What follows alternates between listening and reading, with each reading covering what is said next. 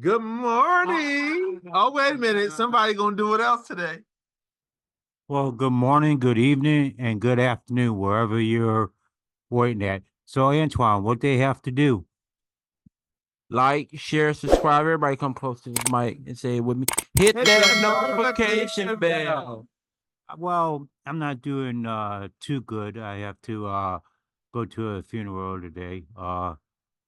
My girlfriend had passed away, but otherwise, I'm doing good. Well, Matt, Antoine, how you doing today?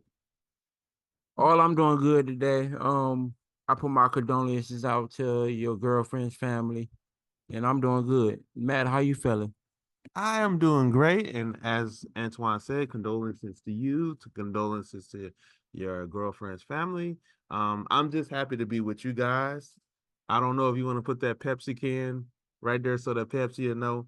He is a diehard fan. He loves Pepsi. Sometimes he substitutes for Coke, but he's mostly a Pepsi lover. Pepsi. Pepsi. Okay. So how do you feel?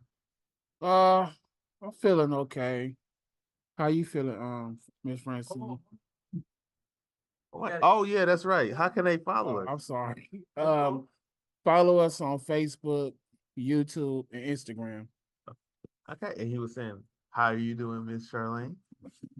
I'm doing great. I just came back from vacation. I hope y'all missed me last week.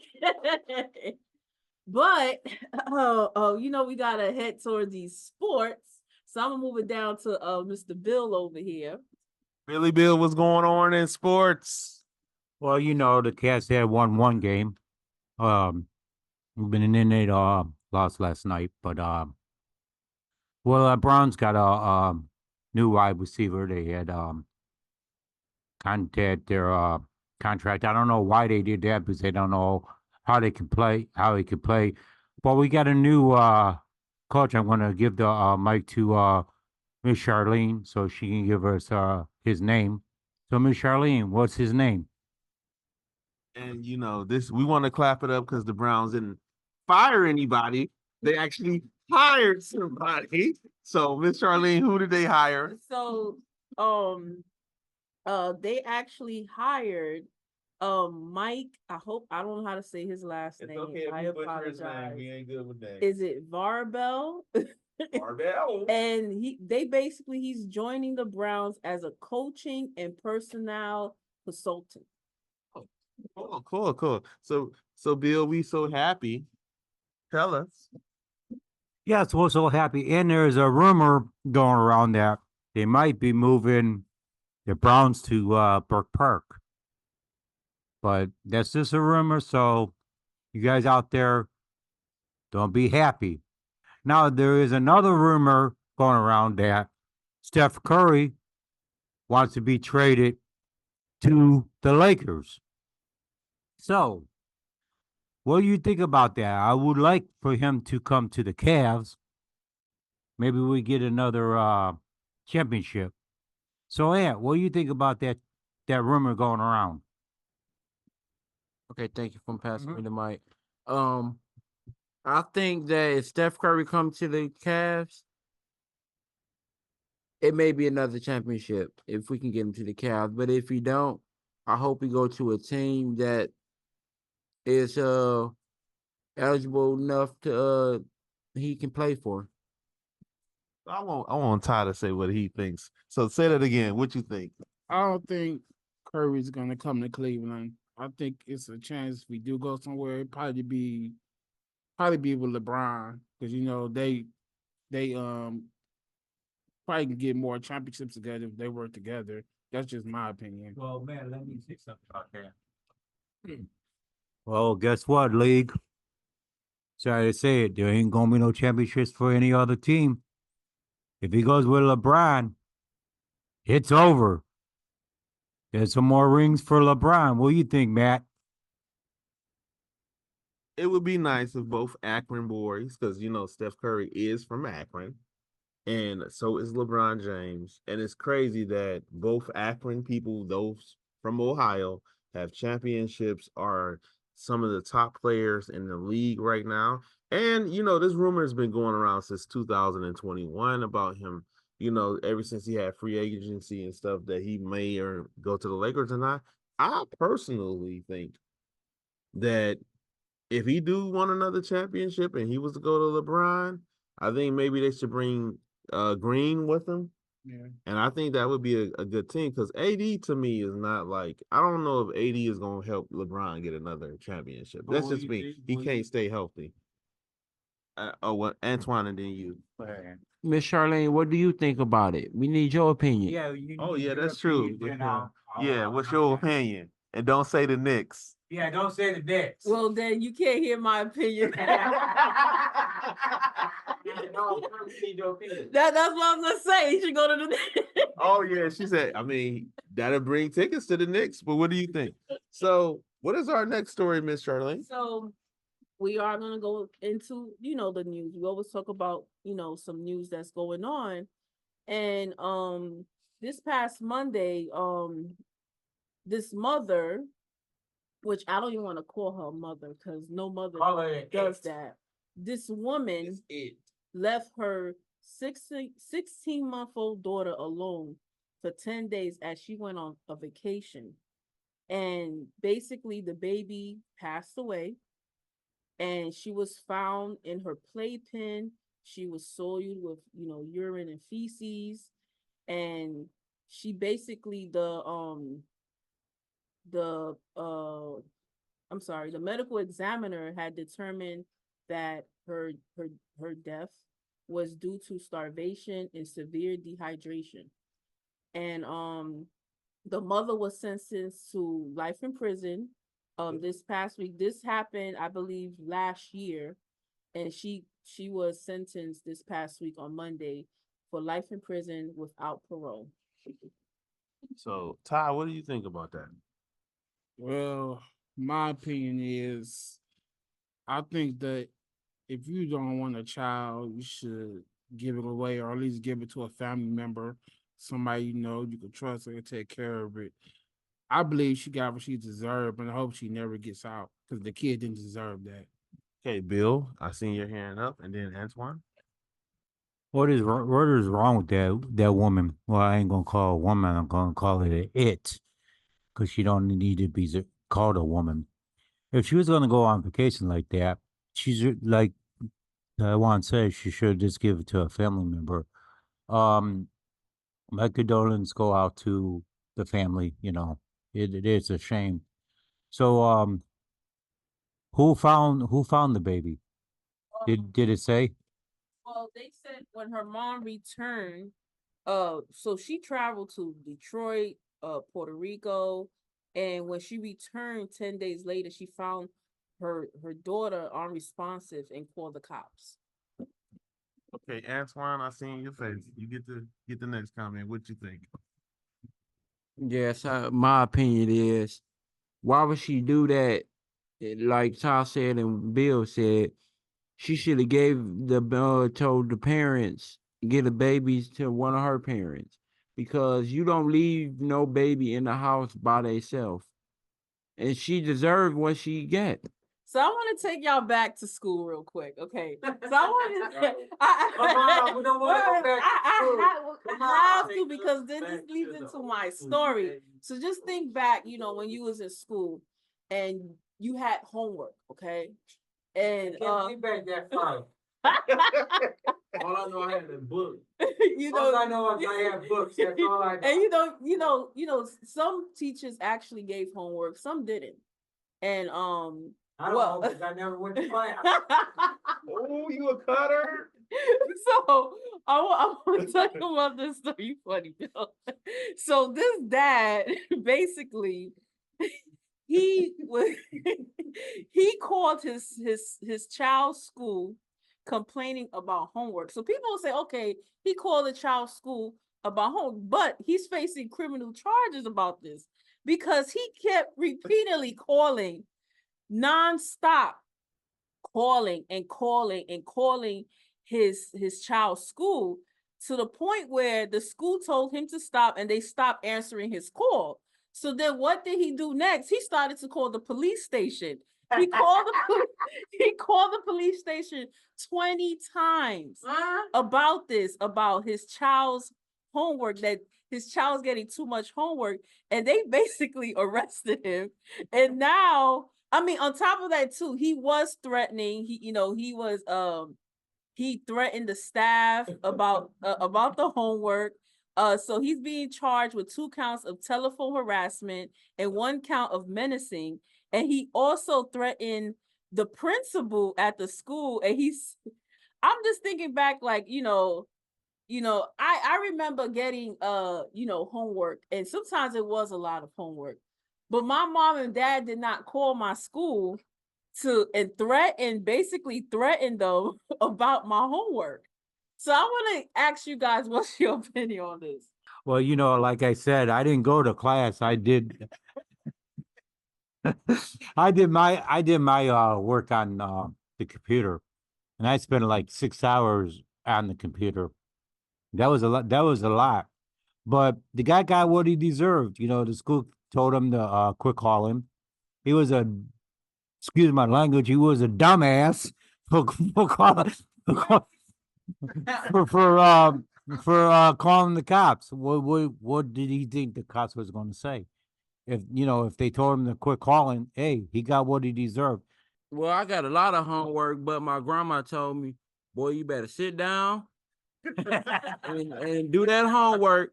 But she said, no games, no nothing. Get off of that phone and get to that homework. So the man deserved what he got because he should never kept calling to school. Something's wrong with that man. I'm gonna be honest. I'm on Bill. I'm with Bill. Like I was a little bit of a cutter too. So I was a little bit of a cutter, but I kind of wish I would have went to class and just paid more attention because, I probably know a lot more stuff than I know now. But yeah, he got what he deserved, man. They told him to stop and he got what he deserved. So, Matt, I want to ask you, because you have worked as a dean, you have worked as a teacher. So, what is your opinion about having so much homework, and do you agree with homework? I think that kids really do get a lot of homework. I think it's pressured for the teachers to give homework because you got a lot of parents who don't believe that their kids shouldn't come home and have the ability to relax and play video games or even go outside and play because they're like, where's your homework? I think that when it comes to maybe some math and maybe English, those are the areas where a lot of kids struggle. Um, you may want to give them some light math, some light English, and that's it. Reading. And even reading, some light reading, and really that's not homework if you're reading, right? Right. That's different than you having to think and do all that other stuff. So kids are just like many adults, you know what I'm saying? They need to go home and be able to relax. They're getting up sometimes at 5 and 6 in the morning because their parents got to get ready for work. They're in school the whole entire day. They're taught to sit down and not to move. They can't play or be a kid. I think we put more emphasis on passing a test than literally letting kids learning and making it fun and more engaging to people. And also, there's also the problem with, especially in our urban schools, they're overpacked. So teachers are dealing with a whole bunch of stuff, and then they get in conflict with administration because administration is only going to do what their bosses told them to do, right? And so then the teachers go back and tell on them through the union, and then here it is. The principal look like they're the bad guy because the downtown is going to always agree with the teachers majority of the time. They're like, oh, we didn't know about that. You're the one who sent us an email that said, hey, all teachers have to do this, and so we're enforcing the rules. So I think that we should chill out on a whole bunch of homework. So I know last week y'all spoke about closing of Dollar Tree, which I'm really sad because I love Dollar Tree and Family Dollar. But there's another store that's closing some of their stores, and it's Best Buy. And basically, get all my CDs at? listen, they said that they're planning to close between 10 to 15 stores by 2025. And yeah, I'm just wondering, like, what's going on with all these stores closing? Because I see where we live at, they've closed so many different stores. And I'm like, what's going on? Is it because of online shopping? What is it? And how do you guys feel? Okay, so let me explain this to you. Whenever you see a whole bunch of, because whenever you see a whole bunch of stores closing and stuff like that, is because they're preparing for what somebody projected, like it's literally probably about to be something like a recession or some type of economic crisis, and they're already preparing for it. So when you see businesses doing these types of things, uh closing down stores and different like things, they're trying to cut costs, right? And they want to still be available to customers to do it, but they're trying to do it. And here's the thing, they may reopen these stores. Well, that's a shame because if they close all these stores down, people are going to lose their jobs.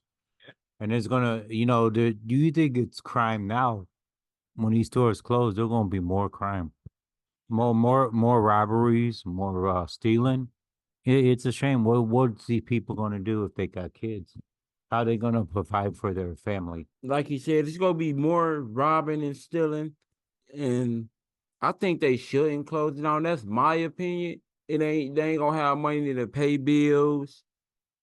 Cost of living is going up, so they need a job That's right. just to provide for their family. So I think it's sad. Again, like you said, people do need their jobs. They got families to take care of and everything. But I also think it got something to do, like Matt said, with the prejudice and everything. Yeah. And I think a lot of that stuff come up from like different countries and stuff that we buy, like the cars and TVs and everything basically come from different countries. And I think they're just trying to send a message. That's just my opinion. So what do you think about it, Charlie? I agree with all of you. You know, it's tough right now with people finding jobs, and there's less and less jobs opportunities out there. Also, you know, they're trying to cut back on a lot of like funding and stuff. So with people losing their jobs, they're gonna look for the government for support, and they're trying to cut the support the government is giving the people. So like you said, it's gonna lead to a lot of crimes going on, people stealing and things like that. And it's sad, you know, it really is sad. But you know, when they do close these stores, I just hope that all these people do find other employment. Okay, so Miss Charlene, what is our next story? So we gotta go to entertainment now. You know, we gotta laugh at some things. We gotta talk about some people. But so the first topic I want to address is Bruno Mars. First of all, if you know me, you know I love Bruno Mars. I love his music. I've been a fan since the beginning. But it was a rumor that came out that he owed MGM $50 million in gambling debt. Okay. But MGM did come out and said this is not true. And I believe Bruno's people said the same thing. But I'm just thinking, imagine somebody gambling and it's up to $50 million in debt. What do you think? Maybe they made a deal with Bruno that he gonna do a residency and that's how he gonna pay for it. But I'm gonna let Bill. I'm just saying it's rumor, but I'm just making a joke about it. Bill, what do you think? Damn, that's a lot of money. A lot of money to gamble. He could give me some of that money. I'll put it to use. Hey, good luck to him. But it's a rumor.